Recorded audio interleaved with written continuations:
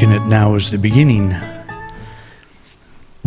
Whenever I do a talk, I go through, there's a online site that I like to go try to find pictures for, and I usually do find pictures that are appropriate. And this was the first one up, and I just thought that's perfect for the thought of beginning now. You know, and I guess in some sense it may look like that's a big task before that child. But nobody says he's going to go up the stairs. You know, he could turn around and do something else. I like this idea of beginning, and see, the kid is not really looking up the stairs. He's just looking at them. He's looking at the next step. And that's what I liked about it.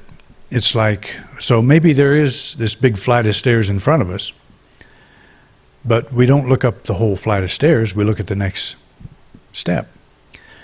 I've shared that story with you when we went to the Grand Canyon. You know, we hiked down into it like a couple of idiots, and it just took 3 hours to get down there, you know, because of the gravity thing. It makes it pretty easy. But coming back up, I think it took 7 or 8 hours to get out. And I was considering feigning a heart attack so the helicopter would come and get us, but I didn't have to feign too much. I was almost having a heat stroke. But what I started doing on the way out, and if you've ever done that hike, I don't recommend doing the day hike if you're out of shape like we were from Missouri at the time. But what I started doing, which was very helpful, was focusing on the next bend in the path, rather than thinking, I've got to get out of here. We got to get out of here. It was, you know, it was 75 degrees or something like that on the rim, and then we get down inside, it's 104. So a very different place. So needless to say, there aren't too many places I was glad to get out of. You know, if you want to see the Grand Canyon, the very best way to see it is from the rim. You truly do not get a sense of, if you've been inside of it, many of you have, you don't get a sense of the canyon at all when you're inside. So the best view is from the rim. But coming out of it was a chore, and was a very difficult thing. And I just found that if I would break it up into just make it to that next corner, you know, that's bringing all of your awareness, all of your attention into the now moment, basically. That I don't have to live a successful life the rest of my life. I just have to make it to that next corner. I just have to take that step that's in front of me, like this little boy is looking at. Just one thing to do. And that's to be here in this now moment. And it is so easy to look up that flight of stairs and think, gosh, that's a long way. That's a lot of work in front of me. I don't know if I can do that. And what's after that? What's on that next level? It looks like it all just starts all over again. And so we start thinking, is it worth it? You know, we go through this stuff and start projecting. So we focus on where we are.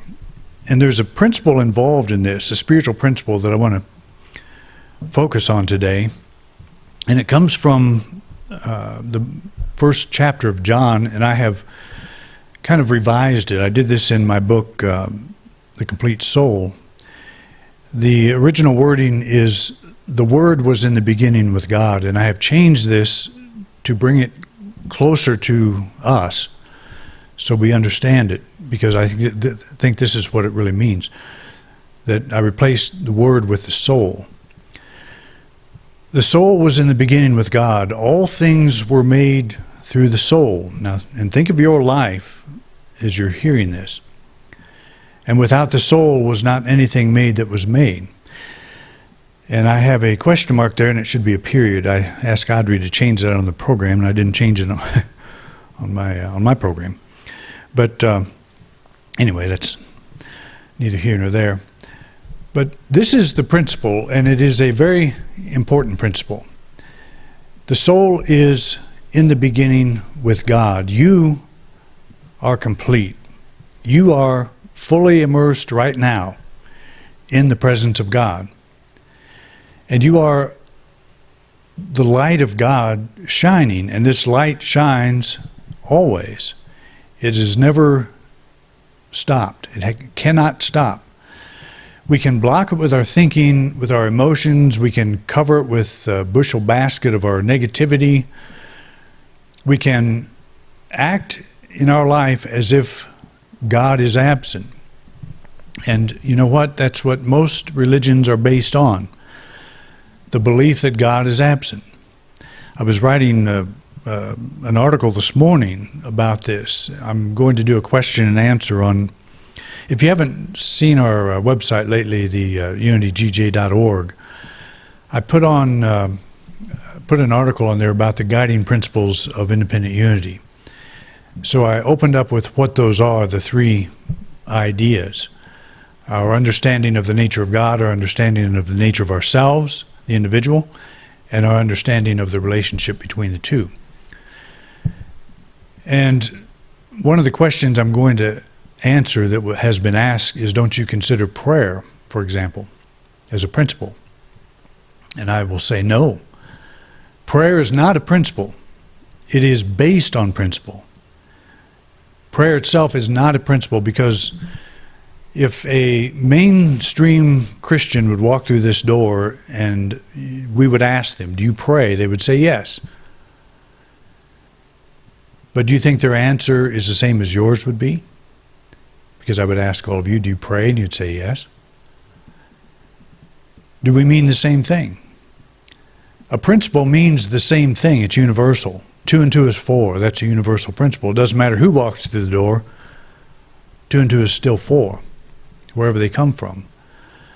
But our understanding of prayer changes based on the underlying principles that we accept as being true. If I pray to God as if God is absent, I pray probably from a beseeching, petitionary way. God has something I don't have, and I need it, and I'm going to ask for it.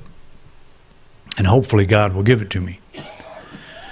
So I'm using prayer as a means of bridging the gap of separation. God's out there someplace, and I'm here, and I have this problem. God has the answer, and I want to make that connection. So I'm praying as if God is absent, and I'm hoping that I've been good and I've fulfilled whatever part of the bargain would make God behave favorably on my behalf. But if I believe that God is centered in me and I am one with that I cannot ever break that relationship, then I don't pray to God as if I'm lacking something. I may have forgotten something.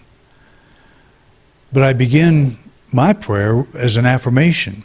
We call it affirmative prayer.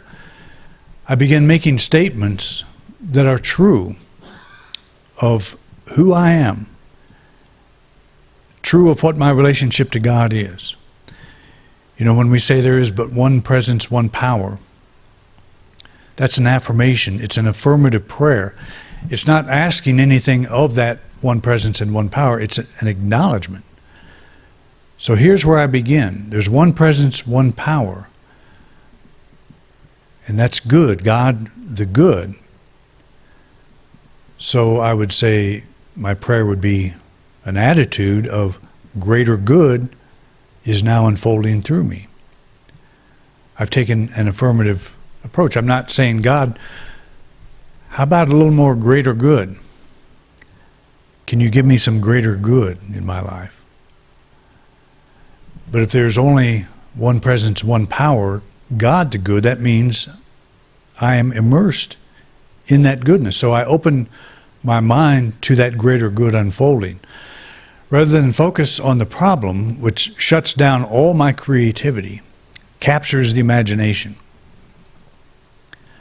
I'm open to something greater than what's going on in my brain.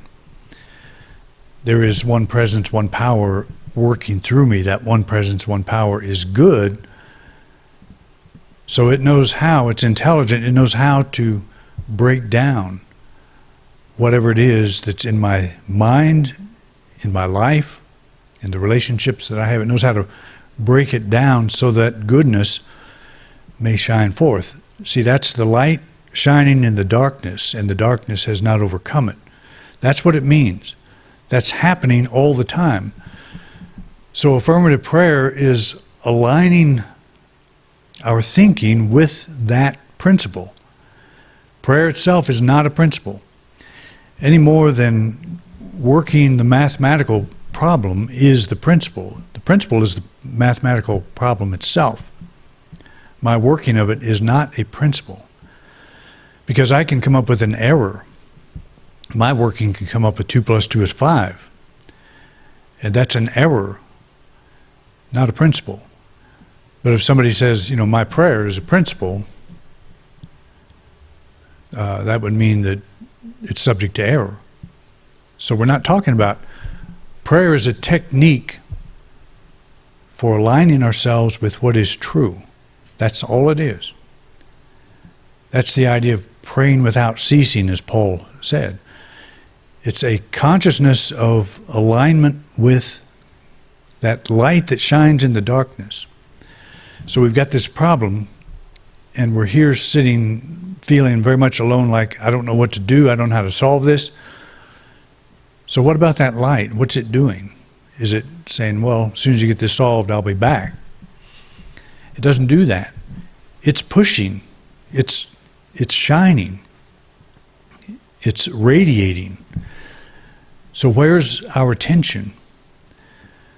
So the mainstream Christian would say, I feel this way, there's something lacking, so I look up to the sky, or I look to, God someplace other than here.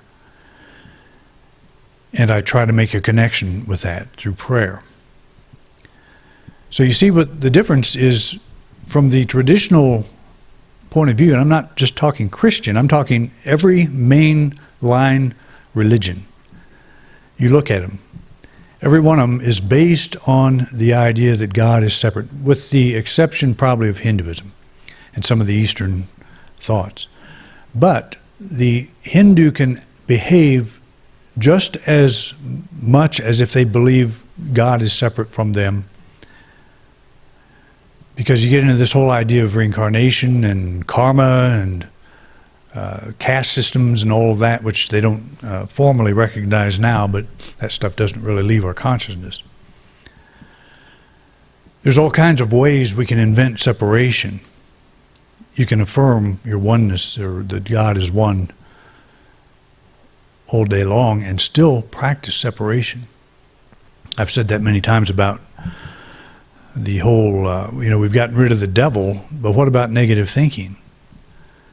We can wreak havoc on ourselves, thinking that my negative thinking is going to destroy me. You don't need a devil. You got yourself. You got your own negative thinking. So we're trading one secondary power for another. It's my power of thought. It's destroying my life. It's making my life miserable. And if I just think positive, get my mind back, and that's true. But as I have said many times, thinking is a reaction. It is an effect. It's not a cause, it's an effect. When it becomes clear to you that that light is shining at your core and it can never leave you, never ever abandon you, your thinking will change. You'll think, I don't have to worry about offending God. That's a big thing. It's a big thing with a lot of people. If you've been down a pretty rough path in your life, you're going to probably think you have a lot of amends to make, and maybe you do, but not for God.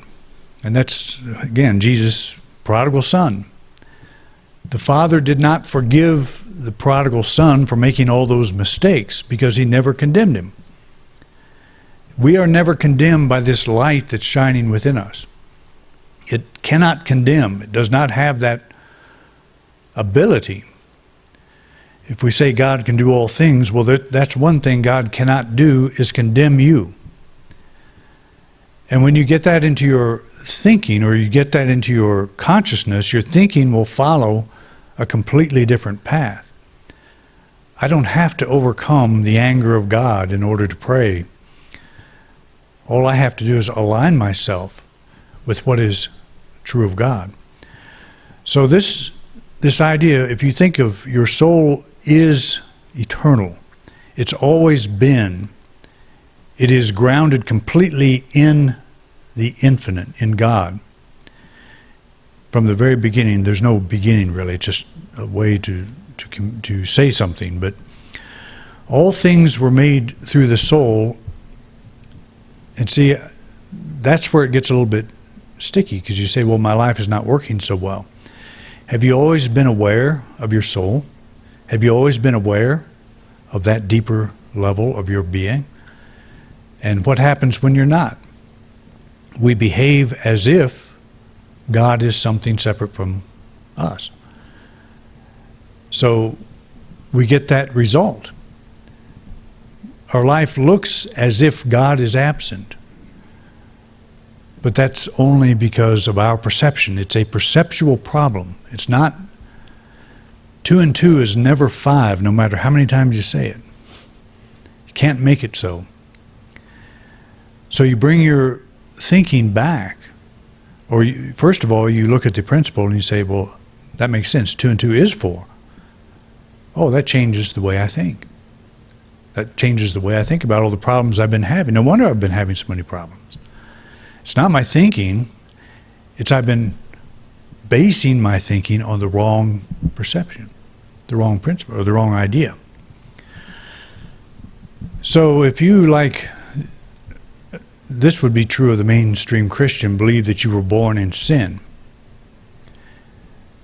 That's a pretty difficult equation to work out.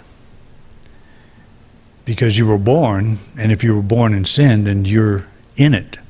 There's nothing you can do about it.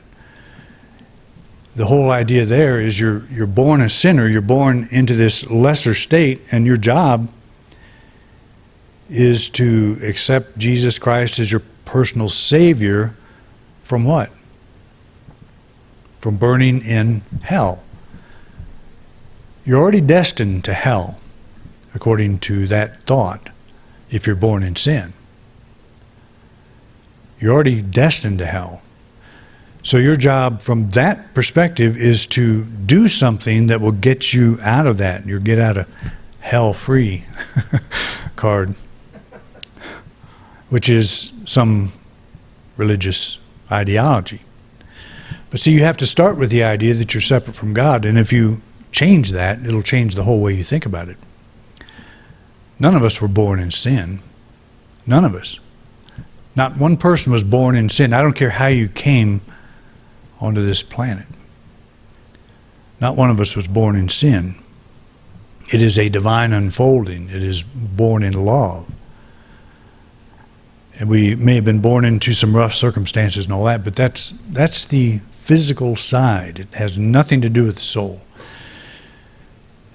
And you could say, well, if the soul was in such great shape, why would it be born into something like that? I guess that's a subject for another talk. But we're going to talk about it a little bit today, if I just move on now. So the suggestion here is that the world as you know it is a creation of your soul. Does this mean that the problem you're praying to resolve is one that you created?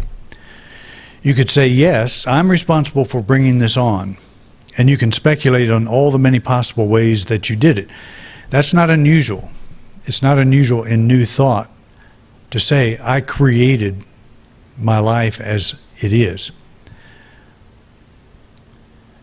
So, okay, and that is true. Because you take any individual, you take any life, any person's life, and you look at that life, and it begins with the individual. The way it unfolds begins with us. There's no doubt about that. So, as within, so without. But it's the within at a certain level. There's a deeper within that we need to touch. And that's the next step. When we understand the creative process is at work now, we also see that this question of our role in the problem is the wrong starting point. We put ourselves in an endless loop of cause and effect that has no satisfying outcome. We become the hamster running on the wheel who always gets off the exact same place he got on. In other words, why is my life like it is? I try to go through all my inventory of thought and feeling and self-perceptions and all that to come up with the things I'm doing wrong and causing the problem. But that is kind of the wrong question. And this was brought to light in a story with Jesus when some disciples brought a blind man born blind to him and asked, "Rabbi, who sinned, this man or his parents, that he was born blind?" And that's the question that we ask. Why is it like it is? And he answered, "It was not that this man sinned or his parents, but that the works of God might be made manifest in him." He responds in a completely different way. Who sinned, this man or his parents? That's the wrong question. Because you can get into a debate, and I'm sure they did, about how these things manifest. How do problems manifest? Who's responsible? What did I do to bring this on? It's the illustration I've used about walking through the desert, falling into a hole. How did I get here? It doesn't matter so much how you got there as what you're going to do about it. What's the action you take? It's not that this man has sinned or his parents, but that the works of God might be made manifest in him. So in other words, there's an opportunity for a new beginning here.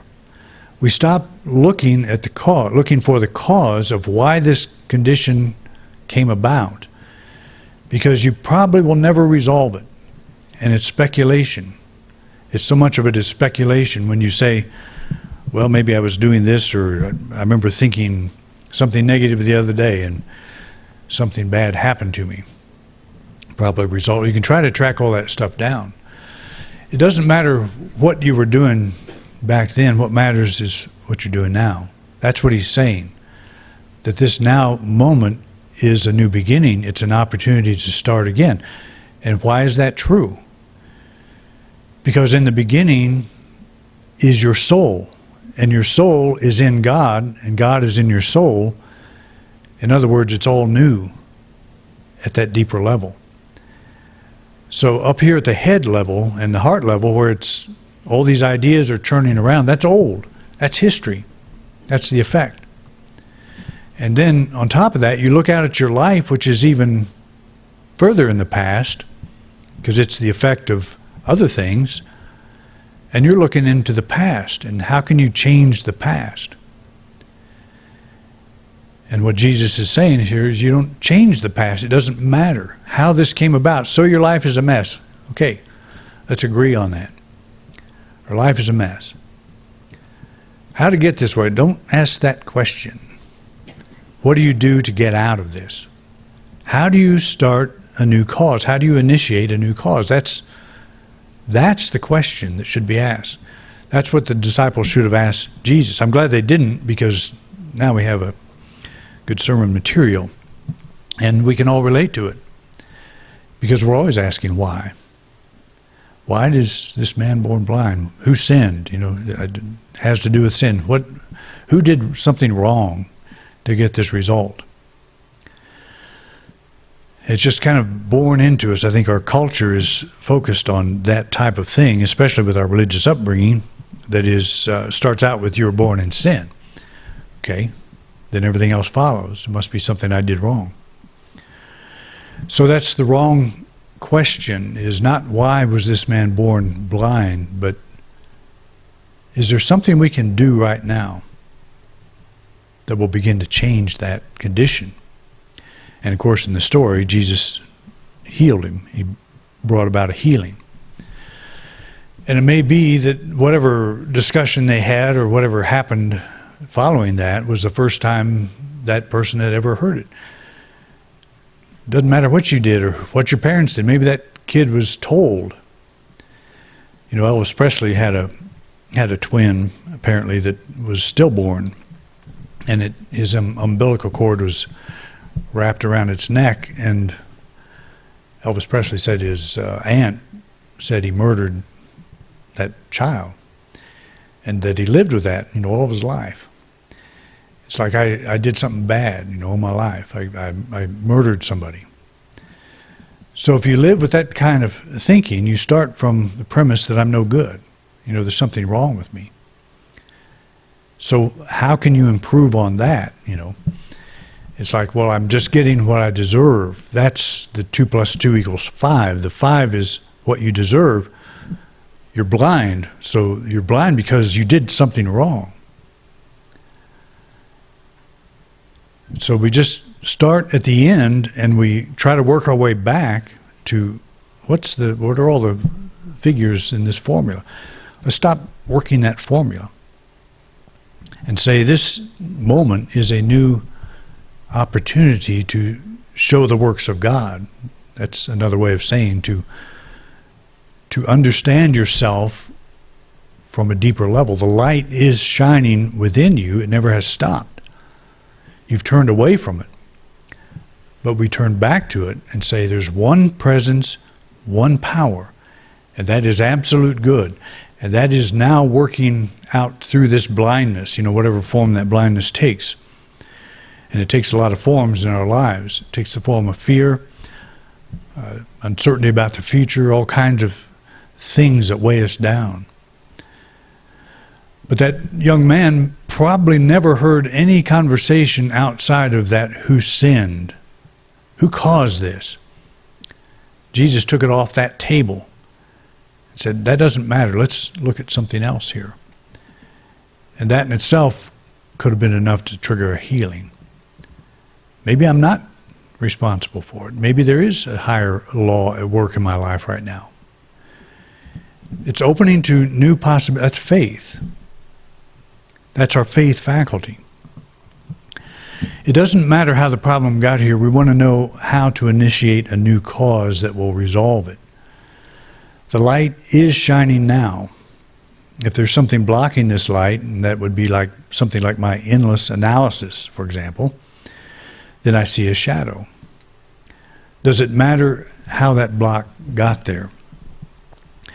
And I have always thought that if you need to know how the block got there, if you need to know what caused the blindness, it'll come to you. You'll see it. You'll understand it. But the chances are good you won't need to know it, because that's a whole different life. It's a whole different way of thinking. You live your whole life as a blind person, and then you regain your sight or gain your sight, and you're no longer that person. It's a life that no longer exists. So the questions that you ask then don't apply now. You get on with your life.